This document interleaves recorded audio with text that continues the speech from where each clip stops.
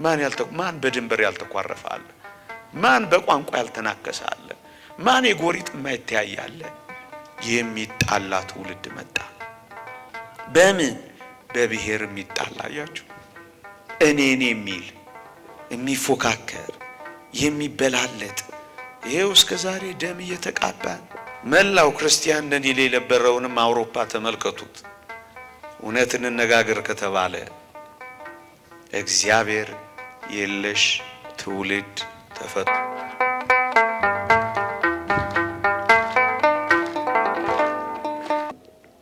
በስመ አብ ወወልድ ወመንፈስ ቅዱስ አሃዱ አምላክ አሜን።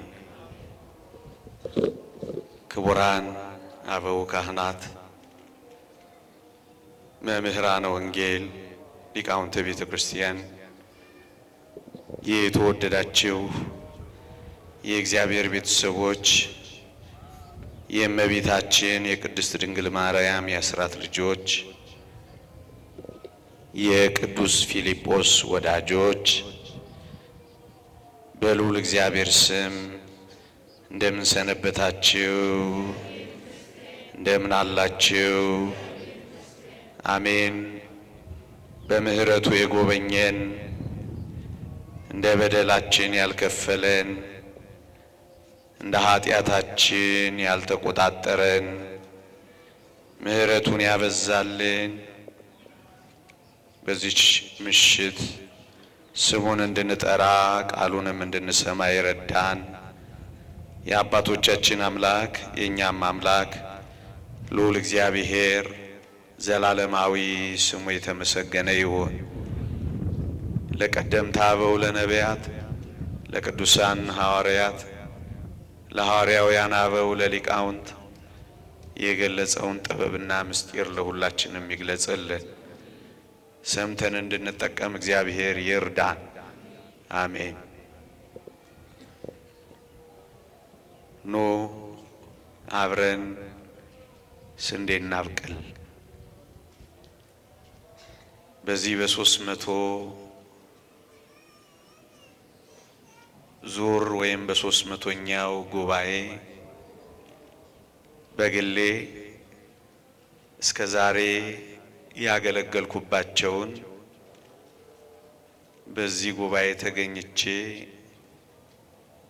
ጥቂት የእግዚአብሔርን ቃል ለማሰማት የሞከርኩባቸውን ቢጠቀልልልኝ ብዬ ነው ይሄን ርዕስ የመረጥኩት። ምናልባትም መጥቼ እነዚህን ሐሳቦች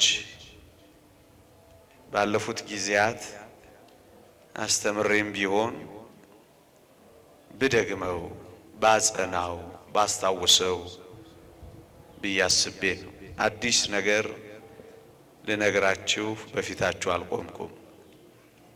ግን ማስታወስ ስላለብን ለማስታወስ የሚጠቅም ሐሳብ ይሆናል ብዬ አስቤ ነው። ኖ አብረን ስንዴ እናብቅል። ፓትርያርክ ሺኖዳ በአንድ መጽሐፋቸው ላይ የጻፉት ሐሳብ ነው። እኔም ከሳቸው የተዋስኩት ቃል የግብጽ ቤተ ክርስቲያን በገጠማት የቁልቁለት ጉዞ የምእመናኖቿ ቁጥር ሲሳሳ የመደመጥ ግርማዋ ሲጠፋ የቤተ ክርስቲያኒቱ መከራ ሲበዛ የልጆቿ ከጉያዋ እየወጡ መጥፋት ብቻ በአጠቃላይ የግብጽም ቤተ ክርስቲያን የቁልቁለት ጉዞ የተረዳ አንድ ወጣት እንዲህ አደረገ። በፍጥነት ኮሌጆችን፣ ማሰልጠኛ ማዕከላትን፣ ግጥምና ዜማ እየደረሰ ለግብጽ ወጣቶች ማነቃቂያ የሚሆኑ መዝሙራትን፣ ለማሰልጠኛዎቹ የሚሆኑ ማስተማሪያ ስርዓተ ትምህርት ካሪኩለም በመቅረጽ ሞጁሎችን፣ ማኑዋሎችን እያዘጋጀ ይሄ ወጣት ራሱ ማስተማር ጀመረ። በጣም ይገርማችኋል። ወዲህ ደግሞ ከአንድ መነኮስ ጋር በመተባበር ገዳማትን ያጠናክር ጀመረ። ፋታ የሌለው ሩጫ ሮጠ። በመጨረሻም ፓትርያርክ ሺኖዳን የሚያክል ታላቅ ሰው ለማፍራት በቃ። እሳቸው ብቻ ሳይሆኑ ከነዚያ ኮሌጆች ከነዚያ ማሰልጠኛዎች ትልልቅ ምሁራንን በጸጥታ ማፍራት ጀመረ።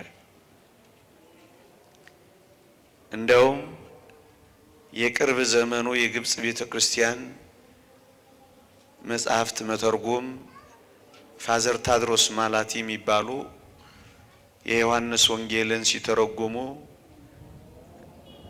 ደግሞም ሌሎች መጻሕፍትንም ሲጽፉ በቃላቸውም ሲያስተምሩ ገና የግብጽን በረሃዎች በመነኮሳት እንሞላዋለን እስከ ማለት መፎከር ያዙ። በአጭር ቃል የአማኝ የነበሩት ወደ ማመን መጡ። የግብጽ ቤተክርስቲያን ቁጥራቸው እየሳሳ የነበሩት ቁጥራቸው በፍጥነት መጨመር ጀመረ። በጣም ይገርማችኋል። በዚህ ብቻ አይደለም። የግብጽ ቤተክርስቲያን ልጆች አብዛኞቹ ካህናት መሆን ጀመሩ። ክህነትንም ወደዱ። ይሄ ብቻ ይመስላችኋል? ገዳማቶቻቸው ለእስክንድርያ፣ ለካይሮ የምግብና የወተት አቅርቦት ከፍተኛውን የኢኮኖሚ ተጽዕኖ ማሳደር ጀመሩ።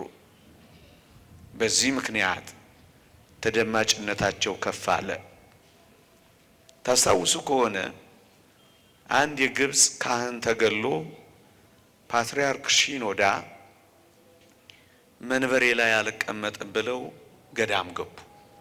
ያን ጊዜ የሀገሪቱ ፕሬዝዳንት ጠቅላይ ሚኒስትር ገዳም ድረስ ሄዶ ለምኗቸው ወደ መንበራቸው የሚመለሱ መሪዎች ሁሉ የሚለማመጧቸው ሆኑ። በአጭር ቃል ይህ አሁን የነገርኳችሁ ወጣት ጸጥ ብሎ ስራ ስለሰራ በዝምታ ስንዴ ስላበቀለ የግብጽ ቤተክርስቲያንን የቁልቁለት ጉዞ ከወገኖቹ ጋር ተባብሮ ለመግታት ቻለ። ፓትርያርክ ሺኖዳ ስለዚህ አስደናቂ ወጣት በአንድ መጽሐፋቸው ላይ እንዲህ ብለዋል። ሊቀ ዲያቆናት ሀቢብ ጊዮርጊስ ቤተክርስቲያን በሚጎርላት ነገር ሁሉ አንድ ቀንም ነቀፌታን ሰንዝሮ አያውቅም አሉ። አንድ ቀንም በቀዳዳዎቿ ተሳልቆ አያውቅም አሉ። ይልቁንም ሀቢብ ጊዮርጊስ ለግብጽ ቤተክርስቲያን የሚጎርላትን ሥራ ሰራላት እንጂ ብለው አሞገሱት። ይህ ሰው ሊቀ ዲያቆናት ሀቢብ ጊዮርጊስ ይባላል። የግብጽን ቤተክርስቲያን የቁልቁለት ጉዞ ከቀየሩ ታላላቅ ሰዎች አንዱ ነው እና ፓትርያርክ ሺኖዳ ይሄንን በማየታቸው ይመስለኛል ኖ አብረን ስንዴ እናብቅል ያሉት። እኔ እንደሚመስለኝ የእሳቸው ሐሳብ ምን ከአረም ጋር አታገለን፣ ከእንክርዳድ ጋር እየታገልን ምን ዘመንና ዘመናት አስፈጀን? ዝም ብለን እኮ ስንዴ ብናበቅል አረሙን እንውጠው የለም ወይ? በጸጥታ እኮ ስንዴ እያበቀልን ብንኖር እንክርዳዱን እናሸንፈው የለም ወይ የሚል ሐሳብ ያላቸው ይመስለኛል። ኖ አብረን ስንዴ እናብቅል ያሉት። እውነት እንነጋገር ከተባለ የኢትዮጵያ ቤተ ክርስቲያን ጉዞ የጥንቷን የግብጽ ቤተ ክርስቲያን ጉዞ ይመስላል። እውነት እንነጋገር ከተባለ ቁጥራችን ቀስ በቀስ እየሳሳና እየቀነሰ መጥቷል። እውነት እንነጋገር ከተባለ የመደመጥ ግርማችን ቀስ እያለ እየጠፋ ታይቷል። ታስታውሱ ከሆነ ባለፈውም ነግሬያችኋለሁ። ቅዱስነታቸው ብፁዕ ቅዱስ አቡነ ማትያስ በአንድ የዘመን መለወጫ በዓል ራጉኤል ላይ ክህነታችንም አልተከበረም ሽበታችንም አልታፈረም ብለው ያለቀሱት ለቅሶ አይኔ ላይ አለ። አዎ መደመጥ እየራቀን ነው። መጪ ሀጁ ሁሉ የሚጎነትለን ነው። ይሄ ብቻ አይደለም። አንድ ካህን ስለሞተባት የተለመኑት ቅዱስነታቸው ፓትርያርክ ሺኖዳ ዛሬ የኢትዮጵያ ቤተ ክርስቲያን ምንም ያላረጉ ብዙ ካህናትና መነኮሳት በጠራራ ፀሐይ ይገደሉባታል። ብቻ ባጭሩ መደመጣችንም ግርማችንም ቀስ እያለ እየሳሳ የመጣ ይመስላል። ታዲያ በዚህ ጊዜ ኖ አብረን ስንዴ እናብቅል መባል ያለበት ለኛ ነው። ከአረም ጋር እየታገል ከእንክርዳድ ጋር እየታገል እድሜ ከምንፈጅ ጉልበት ከምንፈጅ ጊዜ ከምንፈጅ ገንዘብ ከምንፈጅ ቀስ ብለን በጸጥታ ስንዴ ብናበቅል እኮ አረሙን ማሸነፋችን አይቀርም። የተወደዳችሁ ክርስቲያኖች አረሙ ቤት በኩል ነው እየገባ። አረሙ ምንድነው? ዓለም ላይ እሱን ጥቂት ባሳያችሁ ጥሩ ነው ወገኖቼ። በዓለም ላይ አረሙ እንደኛ የነበሩትን ቀስ በቀስ ውጧቸዋል። ላስታውሳችሁ፣ ሃጊያ ሶፊያን የመሰለች ኦርቶዶክሳዊት መቅደስ አንዳንዴ ሙዚየም፣ አንዳንዴ ቅርስ፣ አንዳንዴ መስገጃ ያደርጓታል። እነዛ ቅዱሳን የተመላለሱባቸው ከተሞች አሁን ሌላ ከተማ መስለዋል። ባጭሩ እንክርዳድ አረም ውጧቸዋል። መላው ክርስቲያን ነን ይል የነበረውንም አውሮፓ ተመልከቱት። እውነት እንነጋገር ከተባለ እግዚአብሔር የለሽ ትውልድ ተፈጥሯል። ሰለጠነ የሚባለው ሩቅ ምስራቅ ከ85% በላይ እግዚአብሔር አያስፈልገኝም ባይ ሆኗል። ወደዚህ ክርስቲያንን የሚሉትን የምዕራቡንም ዓለም ብትመለከቱት ምስራቅ አውሮፓ ብቻ ከ49% በላይ እግዚአብሔር የለሽ ሆኗል። በዚህ ዘመን ቸርች የሚባሉት እንኳን ጉዳያቸውና ጥያቄያቸው ምን እንደሆነ ታውቃለህ? በጣም ይገርማቸዋል። አንድ አሜሪካን ሀገር የተጻፈ መጽሐፍ አንብቤ ነው ከጥቂት ዓመት በፊት። ትልቁ ጥያቄያቸው ግብረ ሰዶማውያንን የተመሳሳይ ጾታ ተጋቢዎችን እንዴት አድርገን የቸርቻችን አባል እናድርጋቸው ጥያቄያቸው ሆኗል። መወያያ አጀንዳቸው ሆኗል። አረም ይላል። ይሄ ነው እንደ ወሬ ላውራላችሁ ብዬ ነው። ወንጌሉን ትርጓሜውን ሚስጥሩንማ ከሊቃውንት ትማራላችሁ። እንደኔ ያለው መናኛ ደግሞ ወሬ ያወራላችሁ። እንደውም ጥያቄያቸው ምን እንደሆነ ታውቃላችሁ? በዚህ ዘመን ቸርች የሚባሉት በመጽሐፍ ቅዱስ ላይ ያለውን እግዚአብሔርን በዚህ ዘመን ላለው ወጣት እንዴት ብለውን ነው የምንነግረው ብለው ተጨንቀዋል። እግዚአብሔርን ለዚህ ዘመን በሚመጥን መልኩ ቀነስ ቀነስ ማድረግ የፈለጉ መስለዋል። አረም ይላል። ይሄ ነው።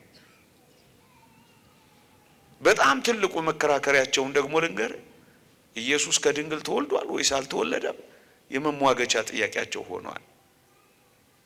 አረም ሞልቶታል፣ ተቀይሯል።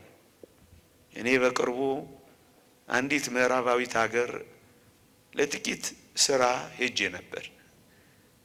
በጣም የሚያማምሩ ካቴድራሎች፣ እጅ በአፍ የሚያስጭኑ መቅደሶች አይቼ ተገርሜ ቆሜ ነበር። እና አንዲት እህቴ ምን አለችኝ? ያምራሉ አይደል አለችኝ። በጣም ያምራሉ አልኳት። ግን ምን ያደርጋል ባዶ ነው አለችኝ። ባዶ ነው ስትይ አምልኮ የለበትም፣ ቅዳሴ የለበትም፣ ዝማሬ የለበትም። እና ምን ሆኗል? ተሸንሽኖና ተከፋፍሎ እንደ ኮንዶሚኒየም ተከራይቷል አለች። ሰው የት ሄዶ አልኳት። እነሱን ማየት ከፈለክ አርብ ማታ፣ ቅዳሜ ማታ፣ እሁድ ማታ እነዚህን ከተሞች ዝም ብለ ዞር ዞር በል አለች። ጥቂት ስራዎች ነበሩንና እውነትም አርብ ማታ፣ እውነትም ቅዳሜ ማታ በእነዚህ ጎዳናዎች ስንሄድ የጸጋ ልብስ ኢየሱስ ክርስቶስን ሊለብሱ የሚገባቸው ወጣቶች እርቃናቸውን ነበሩ። መቅደስ ውስጥ ሊገኙ የነበራቸው ወጣቶች ናይት ክለብ ውስጥ ናቸው። የጌታን ደም በእርፈ መስቀል ከጽዋው ሊጠጡ የሚገባቸው ተሳክረው አየኋቸው። በዕጣን ጭሶች መካከል ለእግዚአብሔር ምስጋና ሊያቀርቡ የሚገባቸው ወጣቶች ስሙን የማላቀው ጭስ ያጨሱ ነበር። ነገሩ ገባኝ፣ ለምን ባዶ እንደሆነ ገባኝ። አረሙ ለካ ድብና አድርጎ ወጧቸዋል። እናም ልጅቷ የመለሰችልኝ መልስ በጣም ምርጥ መልስ ነው። ምን አለች? ለምንድን ነው ግን እንደዚህ የሆኑት ስላት፣ ወላጆቻቸው ለልጆቻቸው ሃይማኖት አልሰጧቸውም አለች። ስለዚህ ምን ሆኑ? ባዶ በፊት ወንበር ላይ 10 ሰው ካዩ ደስታቸው ባዶ።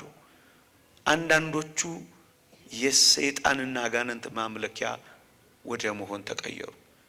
አንዳንዶቹ የእርቃን መጨፈሪያዎች ሆኑ። አንዳንዶቹ ጨረቃ ተደረገባቸው። አንዳንዶቹ ዕቃ መሸጫ ሞሎችና ኪዮስኮች ሆኑ።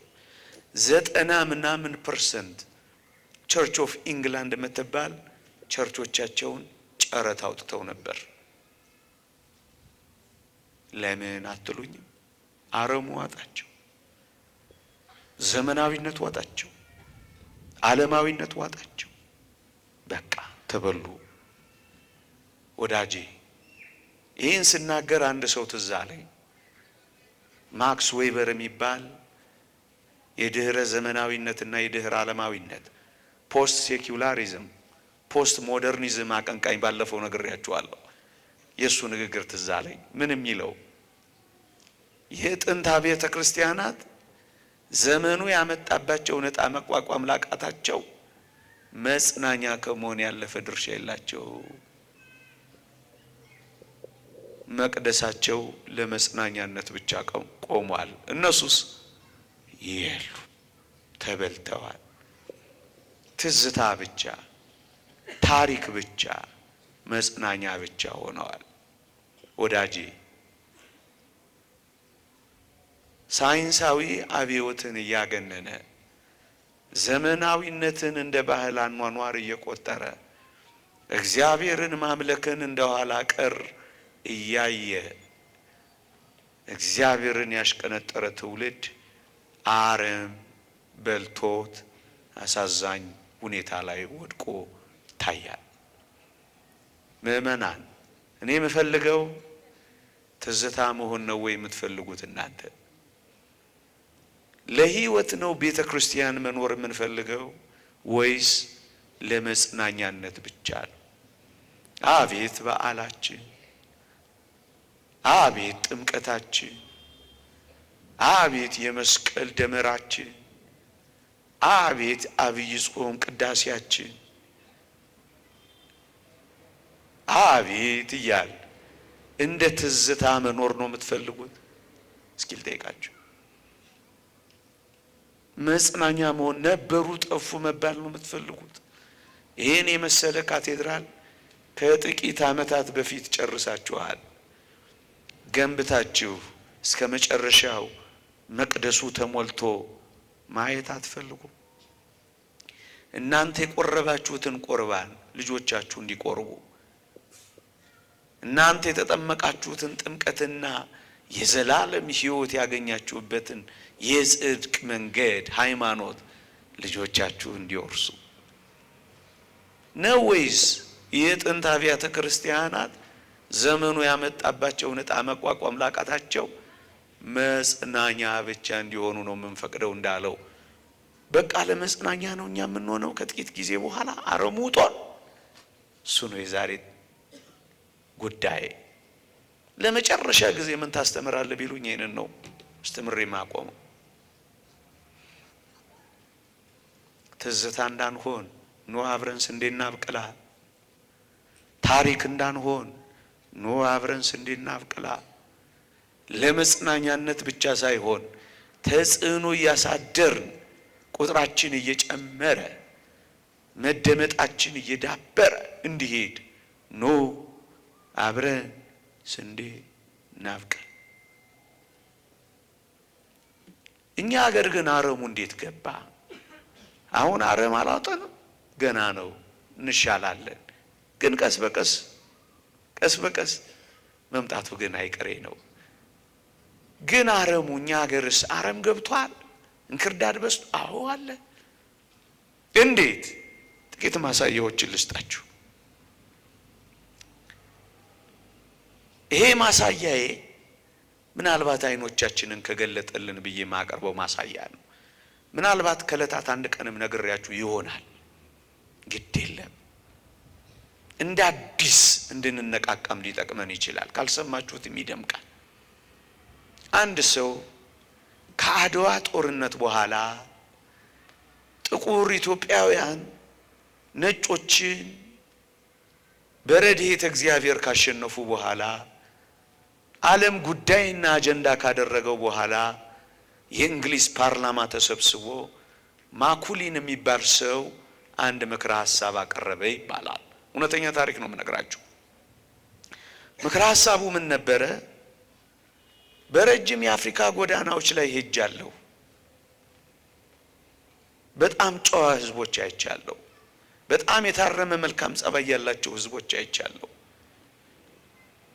ወንጀል የለም፣ ስርቆት የለም፣ ግድያ የለም፣ መጠላላት የለም። እምትደንቅ አገር አይቻለሁ።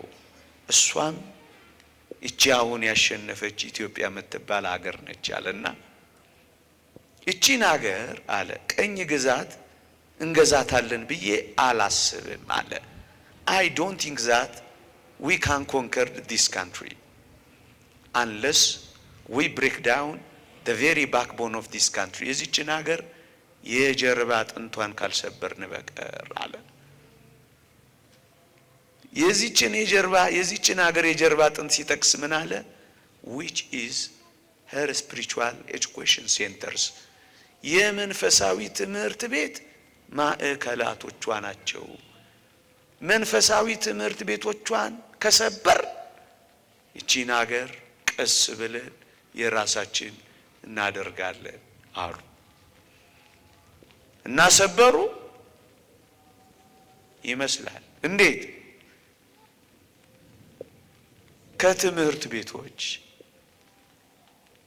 የኢትዮጵያን ቤተክርስቲያን ትምህርት፣ ስነ ምግባር፣ እግዚአብሔርን መፍራትን የሚያስተምረውን ዕውቀት ቀስ ብለው አባረሩት፣ አጠፉት። እሱን በምዕራባዊ ትምህርትና ዕውቀት ቀስ ብለው በዛ ዘመን ለነበሩ ወጣቶች አቀመሷቸው። እግዚአብሔርን መፍራት፣ ሰውን መውደድ፣ ሀገር ማፍቀር የሚያውቅ የነበረ ትውልድ ቀስ ብሎ ሌላ ትምህርት አስተማሩት። ይሄን በማስረጃ ላቀርብላችሁ። እየሰማችሁኝ ነው? ዝናብ እየዘነበባችሁ ነው? ላስቆምላችሁ? ይቀጥል። ሞክረዋ አትሉኝም? ሞክረዋ እንጠለላታለን እንጂ መቼም ባንታ እንተማመን። 7 ዓመት ግን ተምረን እንዴት ዘና ማስቆም ያቀተናል? 6 ዓመት ነው።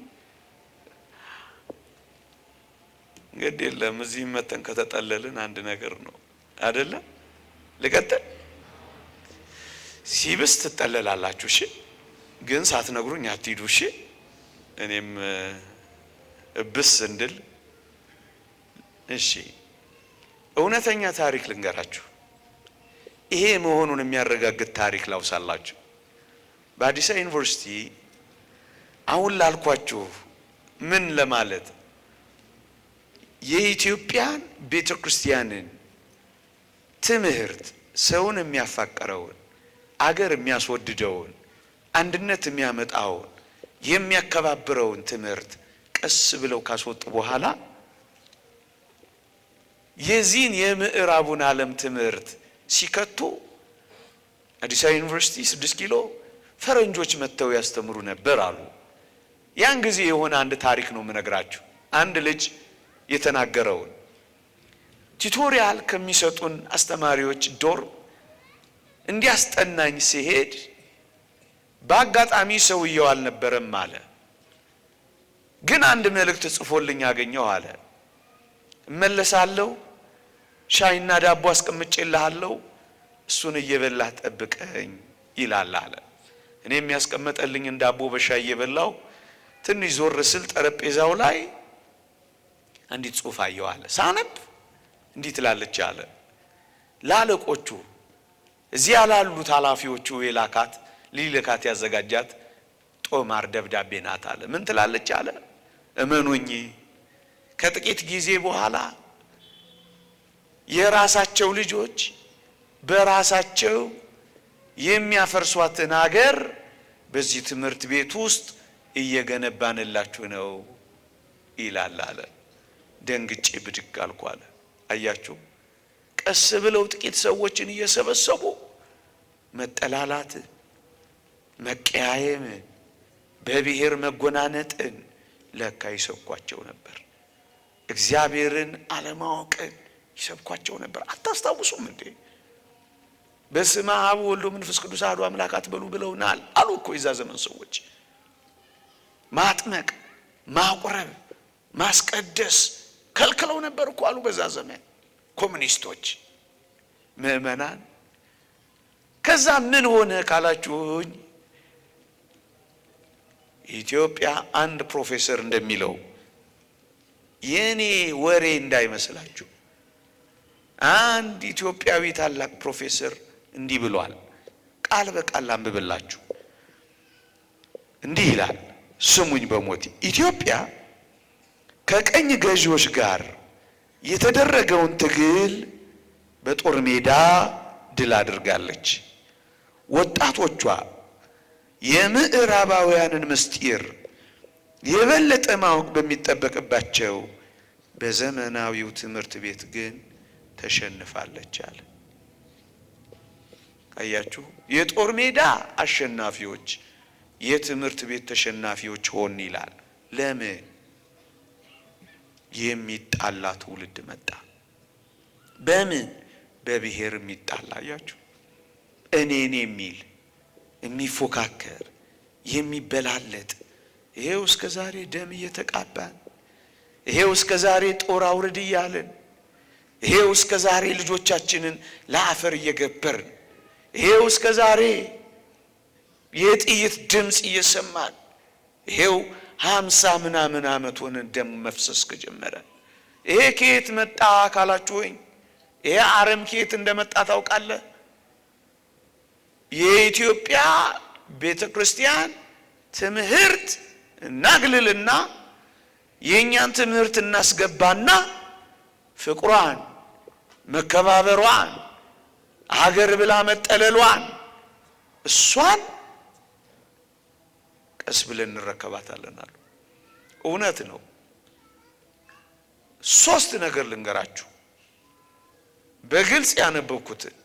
አንደኛው ኦርቶዶክስን የማጥፋት ጥብቅ ሰነድ የሚል 1960ዎቹ ውስጥ የተጻፈ እጃችን ላይ አለ። አንድ ሁለተኛው ፖሊሲ እኮ ነው የምነግራችሁ። ሁለተኛው ኒውትራላይዚንግ ኦርቶዶክስን ማሳሳት የሚል ደግሞ አንብቤያለሁ። ሞቢላይዚንግ የሆነ ነገር የሚል አለ። ልለፈው ምን ጸብ ውስጥ አስገባል? እኛ ዝም ብለን ስንዴ ማብቀል። ሶስተኛውስ የጥንት ሃይማኖቶች ኋላ ቀሮች ናቸው የሚል ደግሞ ፖሊሲ ካድሬ አስታውሳለሁ። ኦርቶዶክስን አከርካሪዋን ሰብረናል ብሎ ጥቂት የቤተ ክርስቲያን ልጆች ካድሬውን ትልቁን ሚኒስቴር አናግረውት ጠቅላይ ሚኒስቴር አናግረውት እንደነበር አስታውሳለሁ። እነዚህን ነገሮች ለምን ዘረዘርኩ? እንደ ወሬ አይደለም። እናስ ቅድም ያልኳችሁ unless we break down the very backbone of this country የዚችን ሀገር የጀርባ አጥንት ካልሰበርን በቀር ቺን ሀገር መቆጣጠር አንችልም። ምንድን ነው የተፈለገው? ሄንሪ ኪሲንጀር የሚባል ለአንዳንዶች ዲፕሎማት ለአንዳንዶች ደግሞ ጄኖሳይደር የሚሉት እንዲህ ብሎ ጽፏል። ኢትዮጵያውያንን በብሔር ኢትዮጵያውያንን በሃይማኖት ካላጋጨን በቀር ብሎ መክሯቸዋል። ይሄ የተጻፈ እውነት ነው። እኔ የምነግራችሁ ወዳጄ። ለዚህ ደግሞ ስረ መሰረቱ ፍቅርንም ክብርንም ተሸክማ የኖረች አያችሁ። አድዋ ላይ ድል ሲያደርጉ እየጾሙ ነበረ። አድዋ ላይ ድል ሲያደርጉ ህዝቡን አንድ አድርገው ነበረ። አድዋ ላይ ድል ሲያደርጉ ታቦታቱን ይዘው ዘምተው ነበረ። አድዋ ላይ ሲያደርጉ አንተ ትብስ አንቺ ትብስ ተባብለው ተፋቅረው ነበረ። ይሄ ቆጭቷቸዋል። ስለዚህ የዚህን ህዝብ አንድነት ይዛ የምትቆየው ኦርቶዶክስ የምትባል ናት። እሷን እንስበራት። አረም ይሉሃል። ይሄ ነው። ይሄው እስካሁን ደም እየፈሰሰ ይሄው እስካሁን እየተጣላን ይሄው እስካሁን ተቀያይመን ይሄው እስካሁን እየተበቃቀል ይሄው እስካሁን የኔ ያል የዚህ ትምህርት ግን የዚህ አረም ምንጭ ግን ምንድነው ካልከኝ አንድ ትምህርት ነው ምንጩ። ምን የሚል ትምህርት? የክርስቶስ ትምህርት፣ የቤተ ክርስቲያን ትምህርት፣ ሰማያዊ ትምህርት፣ መንፈሳዊ ትምህርት። እሱ ተባረረ። የቱ? በጌታችን በመድኃኒታችን በኢየሱስ ክርስቶስ ዘንድ ያለ ይህ ሐሳብ በእናንተ ዘንድ ደግሞ ይኑር። እርሱ በእግዚአብሔር መልክ ሲኖር ሳለ ከእግዚአብሔር ጋር መተካከልን መቀማት እንደሚገባ ነገር ሳይቆጥር ራሱን አዋረደ። ይሄን ከጠቀሰ በኋላ ቅዱስ ጳውሎስ ምን አለ? ባልንጀራ ካንተ ይልቅ እንዲሻል በትህትና ቁጠር አለ። ባልንጀራ ካንተ ይልቅ ይሻላል። ባልንጀራህን ካንተ ይልቅ አስቀድመው። ባልንጀራ ካንተ ይልቅ እንደሚበልጥ አስብ፣ ተንከባከበው፣ በትህትና ኑር የሚለው ሰማያዊ ትምህርት ተሻረና የኢቮሉሽን ቲዮሪ የዝግመታዊ ለውጥ ቲዮሪ በእነዚህ ሰዎች ልብ ውስጥ አደረ። ምን የሚል ሰው በእውነትና በምልአት ነፃ ሊባል የሚችለው ራሱን ከሰው ልጆች ሁሉ ሲያስቀድም ነው የሚለው ትምህርት። ቅደም፣ ብለጥ፣ አሸንፍ። ይሄ ትምህርት ይሄው ዓለምን እያጋደላት አለ። እኛን ብቻ መሰላችሁ? የጦር መሳሪያ እሽቅድምድም ይባልልሃል፣ መሽቀዳደም። ስለዚህ ዓለም ምን ሆነች? ሰላም አጣች። አንተ ትብስ አንቺ ትብሽ የሚባባሉ ሰላማውያን ኢትዮጵያውያን ማን ያልተጣላለ? ለዘርዝረው አይጠቅምም እንጂ ማን በድንበር ያልተኳረፈ አለ? ማን በቋንቋ ያልተናከሰ አለ? ማን የጎሪጥ የማይተያይ አለ? ማን ለበቀል ያልተዘጋጀ አለ? እግዚአብሔር ይመልስልን እንጂ። አየመርዙ ምንድነው እሱ? ይሄ ትምህርት አረሞንና ቀስ በቀስ አበላሸናል። ወዳጄ አረሙን እውነት ጥቂት መፈተሽ ከፈለክ እነዚህን አረሞች መገምገም ይቻላል። የተወደዳችሁ ክርስቲያኖች፣ በዚህ ዘመን በእኛ ቤት፣ በእኛ ሁኔታ፣ በእኛ ሀገር ሌብነት ተወድሶ ታማኝነት ኮሶ የምናየው አረም ስለበዛ አይደል? በፈሪያ እግዚአብሔር የሚኖረው ኋላ ቀር፣ በማምታታት የሚኖረው ተራማጅ ለምን? አረም ስለበዛ አይደል? ሙሰኛው የገባው ታማኙ ያልገባው ለምን? አረም ስለበዛ አይደል? ንጽህና በርኩሰት ፊት አላፈረም ለምን? አረም ስለበዛ አይደል? የተወደዳችሁ ክርስቲያኖች፣ ድንግልና በዘማውያን መካከል አልተሸማቀቀም፣ አልተሰቀቀም፣ አላፈረም ለምን? አረም ስለበዛ ነው። ዘረኛ አለመሆን አላስቆነነም ለምን? አረም ስለበዛ ነው። ታዲያ ስንዴያችንን የት እናብቅል? የተወደዳችሁ ክርስቲያኖች በሞቴ ስሙኝ፣ ስንዴውን የት እንደምናበቅል ታውቃላችሁ? እግዚአብሔርን የሚያውቅ ትውልድ እንፍጠራ። የእግዚአብሔር ቃል እንዲህ ይላል። ድምጼ ይሰማችኋል አይደል? እንዲህ ይላል፣ አንተን ማወቅ የላከውንም ኢየሱስ ክርስቶስን ማወቅ ይቺ ዘላለም ሕይወት ናት ይላል። እግዚአብሔርን በማወቅ ወደ ዘላለማዊ ሕይወት የሚገሰግሱ ስንዴዎችን እናብቅላ። ከዓለም ተድላ ደስታ ይልቅ እግዚአብሔርን የሚመርጡ ስንዴዎችን እናብቅላ። ጥልቀቱም ምጥቀቱም ለመታወቅ የሚያልፈውን የእግዚአብሔርን ፍቅር የሰነቁ ወጣቶችን ስንዴዎችን እናብቅላ። ምድር እግዚአብሔርን በማወቅ እንድትሞላ ኑ አብረን ስንዴ እናብቅላ። እግዚአብሔርን ማወቅ፣ እግዚአብሔርን ማመን፣ ከእግዚአብሔር ጋር መኖር ዘላለማዊ ረፍት ነውና የሚበልጥ ሕይወት ነውና ይህን የሚበልጥ ሕይወት የሚይዙ ስንዴዎችን ተረባርበን እናብቅላ። ይኸውላችሁ በእውቀት በትምህርት አይደል አረሙን ከተቱት ያልኳችሁ። እኛም በትምህርትና በእውቀት ስንዴ እናብቅላ። ወዳጄ ፊዚክስ ማጥናት ጥሩ ነው። ከፊዚክስ በላይ ግን እግዚአብሔርን ማወቅ በላጭ፣ ተወዳዳሪ ተፎካካሪ የሌለው እውነት እግዚአብሔርን ማወቅ እንደሆነ የምንነግረው። ስንዴ እናብቅላ፣ ወጣት እናብቅላ። ኃላፊነቱን ለእኔና ለወንድሞቼ ብቻ አትስጧ። ወንድሞቻችሁን ስንዴ አድርጓቸዋ። እናንተም እዚህ ከመጣችሁ ካልቀረ ስንዴ ሁኗ። እንደ ሀቢብ ጊዮርጊስ ስንዴ የምታበቅሉ፣ ቁጭት የያዛችሁ፣ እልህ የያዛችሁ፣ ቅናት የያዛችሁ፣ የቤተ እግዚአብሔር ቅናት የሚበላችሁ ስንዴዎች ሁኗ። ስንዴዎች ሁኗ። ቁጥራችን እንዲጨምር ኑ አብረን ስንዴ እናብቅላ። የወጡት እንዲገቡ ስንዴ እናብቅላ። የቀሩት እንዲመጡ ስንዴ እናብቅላ። ያልገባቸው እንዲገባቸው ስንዴ እናብቅላ። ትምህርት እናብዛ። ወዳጄ ኑ አብረን ስንዴ እናብቅል። ምን አርገን? ኑ ተማሩ፣ ሰንበት ትምህርት ቤት ግቡ፣ በእውቀት ታጠቁ። ይቅርታ ለቋንቋዬ የፈልፈላ መሰብሰቢያ አታድርጉብና። እንደሱ አይደለም። አብዛኛው ከሰንበት ትምህርት ቤት ነው የወጣው። ኑ ግቡ። የተልእኮ ትምህርቶች አሉ፣ ተማሩ። የተዘጋጁ ሞጁሎች አሉ፣ ውሰዱ፣ አጥኑ። ኑ እግዚአብሔርን በማወቅ ተሞሉ። ሕዝቤ እውቀት ከማጣት የተነሳ ጠፍቷል እንደተባለው እግዚአብሔርን ባለማወቅ ከሚጠፋው ትውልድ እየመረጣችሁ አንዳንዶችን ከሰዓት ነጥቃችሁ እያወጣችሁ አድኑ። ኑ አብረን ስንዴ እናብቅላ። ስትማሩ በቅጡ ተማሩ። የተማራችሁትን አጥኑ። ያጠናችሁትን አሰላስሉ።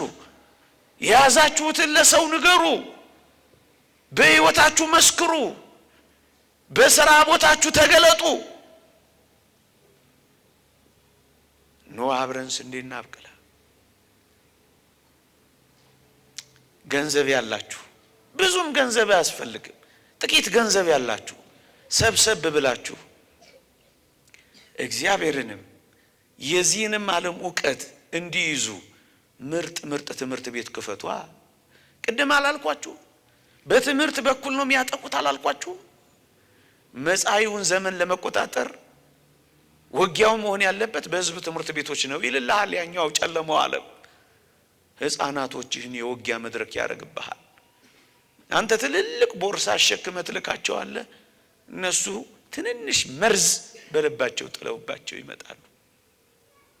አንዳንድ ዘመናዊ ትምህርት ቤቶች በጣም የሚያሳዝን ነገር ልንገራችሁ። ሕፃናት ልጆች እኮ ናቸው። ተመሳሳይ ጾታ ጋብቻን ወይንም ደግሞ ይሄ ግብረ ሰዶማዊነትን ቀለል አድርገው እንዲያዩት ስታይል እኮ ነው፣ ያኗኗር ላይፍ ስታይል አድርገው እንዲቆጥሩት። ጭራሽ ወዳጄ አረሙ ቀስ እያለ አልመጣም ትላለህ። ስለዚህ ምን አድርግ? እጅህን ጠምዝዘው ልጆችህን ሌላ ትምህርት ከሚያስተምሩብህ ሰብሰብ በልና ቤተ ክርስቲያን አጸድ አካባቢ ተጠጋና ትምህርት ቤት ክፈትና ልጆችህን አስተምራ ናስ እንዲያብቅላ። ብዙ ማስረጃ እያመጣው በነገርኳችሁ ነበር ሰዓት ኖሮኝ። እንዴ እዚያ ምዕራቡ ዓለም አሜሪካን እኮ ተመሳሳይ ጾታን በአዎንታዊነት እያስተማሯቸው ብዙ ወላጆች ልጆቻቸውን ትምህርት ቤት መላክ አቁመው እቤት የሚያስተምሩ ሆነዋል። ለምን ይንጠቋቸው? ሱሪያቸውን ያወረዱ፣ ቅስማቸው የተሰበረ፣ ጸጉራቸው የተንጨበረረ፣ አይናቸው እንቅልፍ በማጣት የከሳ፣ ጭስ በማጨስ ምክንያት የተወለጉ፣ ሊሞቱ አንድ ሐሙስ የቀረላቸው የሚመስሉ ብዙ ወጣቶች እኮ አሉ። ማገገሚያ ቦታዎች የሉንም። እንዲህ ብዙ ሆቴሎች የሚገነቡ ኦርቶዶክሳውያን አሉ። ምን አለ እነዚህን ሕፃናት የምንይዝበት በነፃ የምንንከባከብበት የማገገሚያ ማዕከላት ቢከፍቱልን። ምርጥ ካህናትን ለምን አናፈራም? ሕይወትን ከእውቀት የያዙ ጸሎትን ከትጋት የሰነጉ የካህናት ማሰልጠኛ አይኖረንም? ባቦ ሰጥ በቃ እያገለገልን መኖር አለብን። እንደ ነገሩ የታል የንስሐ ልጆቻችንን በስርዓት የምንይዝበት መንገድ? ተቆጥሮ ተሰፍሮ ይታወቃል? የለንም እኮ ወዳጄ። ና አብረን ስንዴ እናብቅላ። ገንዘብህን አዋጣና፣ እውቀትህን አዋጣና፣ ጊዜህን አዋጣና ታጥቀን እንስራ። ኑ አብረን ስንዴ እናብቅላ። ኑ አብረን ስንዴ እናብቅል። አለበለዛ ትንቢት አይደለም በቅርብ ጊዜ አረሙ ልጆችን ይነቅልብሃል። የለፋህበትን የሚረከብ ትውልድ ታጣለህ። ገንብተን ተሳላሚ ሰብከን ሰሚ እናጣለን። እንደዚሁም ይቀጥል እንዳይመስልህ። ሲሆን በውድ ካልሆነ በግድ ይታገልሃል። ሰማይት የሆነ ትውልድ ካላፈራ ኖ አብረን ስንዴ እናብቅላ። አንደኛ ሌላ ስንዴ ማብቀያ ቦታ ልንገራችሁ። አንድ 10 ደቂቃ ብቻ ወስጄ እየሰማችሁኝ ነው? ትንሽ ደከም ስላለኝ ነው ድምጼን በፕሮቶኮል ያደረኩት፣ ግን እየሰማችሁኝ ነው?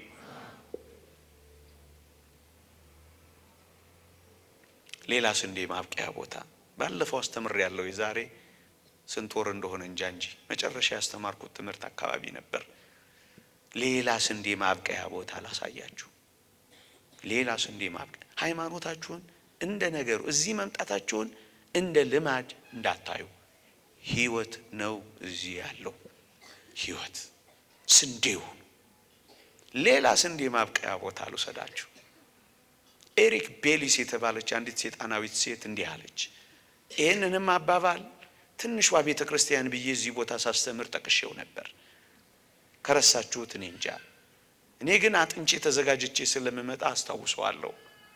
እንዲህ አለች እቺ ሰይጣናዊት ሴት። በ18ኛው መቶ ክፍለ ዘመን እኮ ነው የምትለው። ምን ትላለች መሰላችሁ? ምን ትላለች? እዩ፣ እንዲህ ትላለች። የክርስትና እምነት በዋናነት ከትውልድ ወደ ትውልድ የሚተላለፈው በቤተሰብ በኩል ነውና የቀድሞውን ክርስትና ለማጥፋት አሁን ያለውን ቤተሰባዊ መዋቅር ማጥቃት አለብን ትላለች። ለምን? ስትወልድ ክርስቲያን ታደርገዋለህ ልጅህን። እሱ ደግሞ ሲወልድ ሌላ ክርስትና ይፈጠራል። ስለዚህ የቀድሞውን ክርስትና ለማጥፋት አሁን ያለውን ቤተሰባዊ መዋቅር ማጥቃት እንዴት ብለው ያጠቃሉ? ለምሳሌ ሁለት ምሳሌ። አንደኛው የተመሳሳይ ጾታ ነው፣ አይወለድም። ስለዚህ ክርስትና ይተካል፣ ይጠፋል፣ ትውልድ ይጠፋል። ስለዚህ ረድኤተ እግዚአብሔር ይጠፋል። ስለዚህ የሚፈልጉት ሉሲፈር እንጂ እግዚአብሔር በምድር ላይ አይኖርም። አንድ ምሳሌ ሴታዊነት፣ ፌሚኒስት፣ ወንድ ምንድነው የሚሉ ወንድ የሚጠሉ ወንድ ጠልነት፣ ምንድነው ትዳር የሚሉ ለምን ታገቢያለሽ? ባልሽን ለምን ታከብሪያለሽ? ለባልሽ ለምን ትታዘዣለሽ? ለባልሽ ለምን ፍርፍር ታፈርፍሪያለሽ? እስከዚህ ድረስ ወርደው የሚሉ አሉ። ምሳሌ ነው። ቅርጹን መቀየር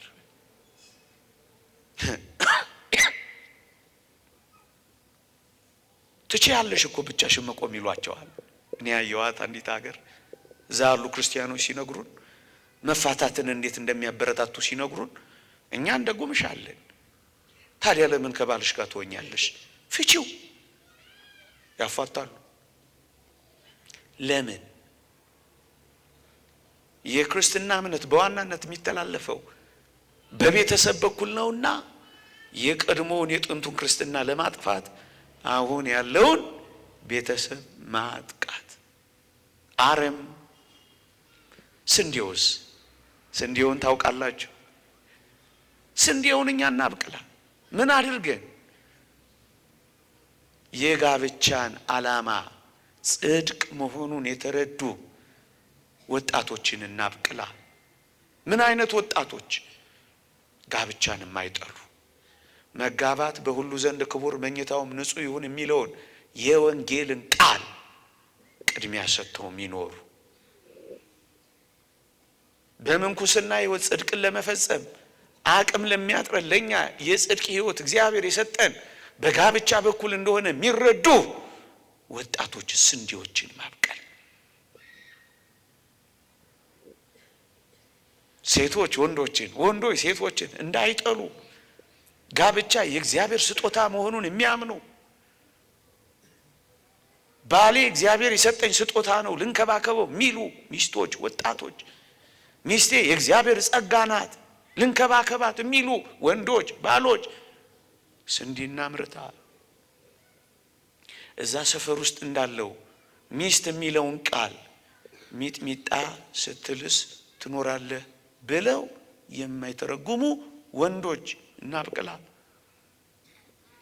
ይልቁንም ሚስት የሚለውን እንደዛ ከማለት ይልቅ ሚሪንዳ ስትጠጣ ትኖራለህ ብለው የሚያስቡ ምኖች? ወንዶች ስንዴዎችን እናብቅላ። ጽድቅን ለመፈጸም ይፈልጉ፣ የእግዚአብሔርን ጽድቅ በሕይወታቸው፣ የጽድቅን መንገድ በኑሯቸው መኖር የሚፈልጉ ወጣቶችን እናብቅላ። ኖ አብረን ስንዴ እናብቅል። ጨዋ ባሎች፣ ጨዋ ሚስቶች እናብቅላ። ጽድቅን ዓላማ ላደረገው እንዲህ ላለው የጋብቻና የቤተሰብ ሕይወት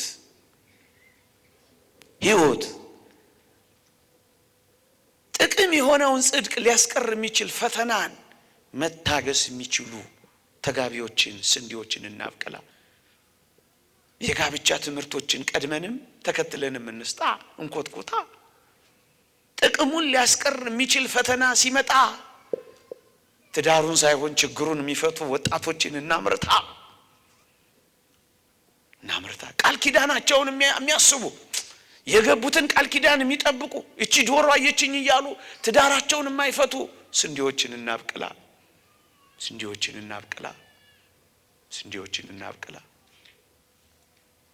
በእግዚአብሔር ፊት የገቡትን ቃል ኪዳን የሚያከብሩ ስንዴዎችን እናብቅላ። አልተውም አልተዋትም ብለው ቢከሳ፣ ብትሰንፍ፣ ብትደቅ፣ ብትመከን አልተዋትም ያለውን ቃል ኪዳን የሚያከብር ስንዴ እናብቅላ። እግዚአብሔርን የሚፈራ ትውልድን የሚዘራ ቤቱን የሚመራ እውነተኛ ክርስቲያን እናብቅላ በወንጌል። እሱን ካላፈራ ይሄ 300 ጉባኤ ምንድነው? ጉባኤ ሴሬሞኒ አይደለም።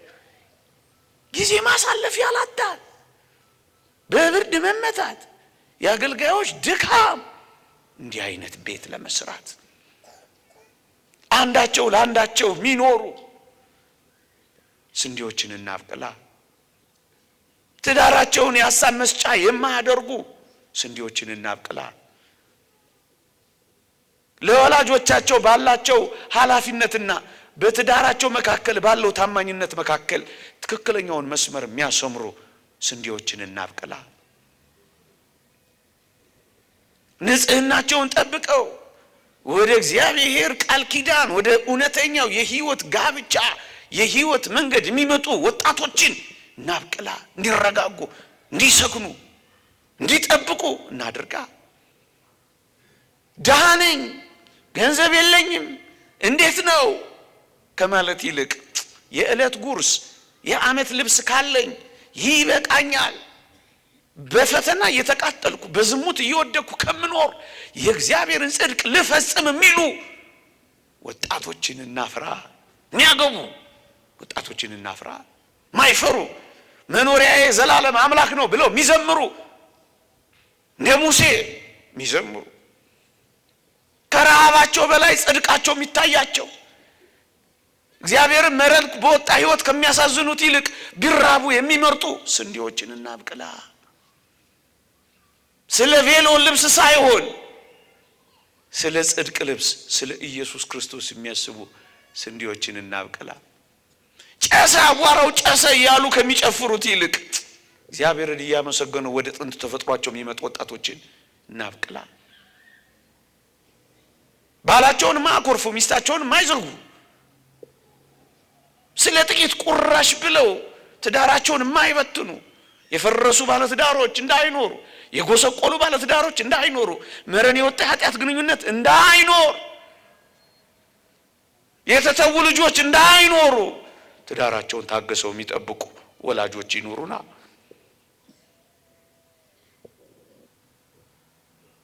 ለቤተሰባቸው ጊዜ የሚሰጡ ቻናል እየቀያየሩ ከሚያመሹ ይልቅ የልጃቸውን ጆሮና ጸጉር እያሻሹ ሽታውን የልጃቸውን ሽታ የሚጠግቡ ወላጆች ይኖሩና ፕሪሚየር ሊግ ያመሸ ልጁን ከሚረሳ የማይጠቅመው ምንም የማይለውጠውን ይቅርታ አርጉልኝ የማይረባው ለውጥ የማያመጣው ነገር ሲጎረጉሩ ከመዋል ልጁ ላይ የሚሰራ ወላጅ ይኑረና። ስንዴ ማለት ይሄ ነው። ልጅ ስንዴ ነው። አብቅለው አብቅለው። እነዚህ የሩሲያ እናቶች ያሉትን ባለፈውም ነግሬያችኋለሁ። ስታሊን የሚባለው የኮሙኒስት ርዕዮተ ዓለም አቀንቃኝ ጳጳሳቱን ጠርቶ ወይ ቀድሱ፣ ወይ አጥምቁ፣ ወይ አቁርቡ፣ ከዚያስ ካልሆነ ግን እንዳትሰብኩ፣ ወይ ስበኩ፣ ወይ ይሄን አርጉ ብሎ በምርጫ ውስጥ ሲከታቸው ምን ነበር ያሉት? እናቶች ተሰብስበው ምን አሏቸው? ጳጳሳቱን እናንተ ቀድሱ፣ እናንተ አጥምቁ፣ እናንተ አቁርቡ፣ እኛ ልጆቻችንን ቤታችንን እንሰብካቸዋለን አሏ። ልጆቻቸውን ቤታቸው ሰበኮ። ዛሬ 90% ኦርቶዶክሳውያን አደረጓቸው። ቤተ ስበካ፣ አብረ ጸሎት ጊዜ ይኑራ፣ አብረ በርከክ በላ፣ ቅዱሳት መጻሕፍት እንዲያጠኑ እንዲያስቀድሱ፣ መስቀል እንዲሳለሙ፣ ሰንበት ትምህርት ቤት እንዲገቡ፣ ዲያቆናት እንዲሆኑ፣ ካህናት እንዲሆኑ፣ መቅደሱ ሙሉታ እንደ ግብጾቹ ወረፋ አይደርሳቸውም አሉ። እነዛ ግብጾቹ ተናንቀዋል። በዚህ በምዕራቡ ዓለም በተለይ አሜሪካ ያሉ እናቶችና ወላጆች ተናንቀዋል። መቅደሱን ሞልተውት ማህሌት አታዩም? እስኪ ወጣቶቹ በእንግሊዘኛ ሲማሩ ሲያስተምሩ ተናንቀዋል። ወዳጄ አረሙ እንዳይወጠን ቶሎ ቶሎ ቶሎ ስንዴ እናብቅል። የመጨረሻው ስንዴ እዚህ ቤት ነው። በአንድ ቃል ብቻ እዚህ የሚያገለግሉ ካህናትን አግዟቸው፣ ተስፋ እንዳይቆርጡ፣ እንዳይደክሙ፣ እንዳይፈተኑ የንስሐ አባቶቻችሁን እርዱ። የእግዚአብሔር ቃል እንደሱ አይደለም ይላል። አንድ ቀን በዚህ ርዕስ እንዳስተማርኩት እዚህ ይለኛል። የእግዚአብሔርን ቃል የነገሯችሁን ዋኖቻችሁን አስቡ። እርዱ እኮ ነው፣ እርዱ። ዲያቆናቱን ዳሯቸው፣ ሰብሰብ በሉና አንድና ሁለት ሊከብዳችሁ ቢችልም የቤት ዕቃ በቃ ተጨንቀው የተቀመጡ ይኖራሉ። እርዷቸው። ተስፋ እንዳይቆርጡ አግዟቸው፣ እርዷቸው። ምክንያቱም ድህነታችን ያለው እዚህ እነሱ እጅ ነው። ቅዱስ ዮሐንስ አፈወርቅ እንደተናገረው በካህናት ካልሆነ በቀር ማስተስሪያ የላችሁም እንዳለው ቁርባኑን የሚያቆርብል ማን ነው? የሚያጠምቀን ማን ነው? መቅደሱን የሚከፍትልን ማን ነው? ስለዚህ ግድ የላችሁም ይሄ ትንሽ ትንሹን ይሄ ምናምኑን ትተን ከአረሙ ጋር መታገል ትተን ግድ የለን ስንዴ እናብቀል፣ እናበረታታቸው፣ ከጎናቸው እንቁም፣ በጉለታቸው መካከል እንርዳቸው። የሚከራዩት ቤት አጥተው የሚንከራተቱትን እናስጠጋቸው። ሰብሰብ ብለን ጥቂት ችግሮቻቸውን እንቅረፍላቸው። ክህነት የተወደደ ድቁናም የተመረጠ እንደሆነ እናሳያቸው። እናንተም ካህናቱ ነው፣ ልጆቻችሁን አምጡና ስጡ፣ የተወደደ ቤት አድርጉት። አብረን ስንዴ እናብቅል፣ መቅደሳችን ይከፈታል፣ ልጆቻችን መቅደሱን ይሞሉታል፣ ትዳራችን ይሰምራል፣ በእውቀትም በሕይወትም የበለጸጉ መንፈሳውያን ይበዛሉ። ያን ጊዜ አረሙ መጥፋቱ አይቀርም። ከአረም ጋር ምን አታገለን የሚሉ አይመስሏችሁም? ሲኖዳ አብረን ምን እናድርግ? በፓትርያርክ ሲኖዳ የጀመርኩትን በሸዋው ሊቀ ጳጳስ በጎርጎሪዮስ ካለ ቃል ጨርሰው ቤተ ክርስቲያንን ጠብቋት፣ ቤተ ክርስቲያንን አገልግሏት፣ ቤተ ክርስቲያንን እወቋት፣ ጠብቋት፣ አገልግሏት። ይሄን ማድረግ ካልቻላችሁ ግን ማወቅም መጠበቅም ማገልገልም ካልቻላችሁ ግን ቢያንስ ለቤተ ክርስቲያን ጠላት አትሁኑባት። አብረን ስንዴ እናብቅል። ይቆየን። አሜን።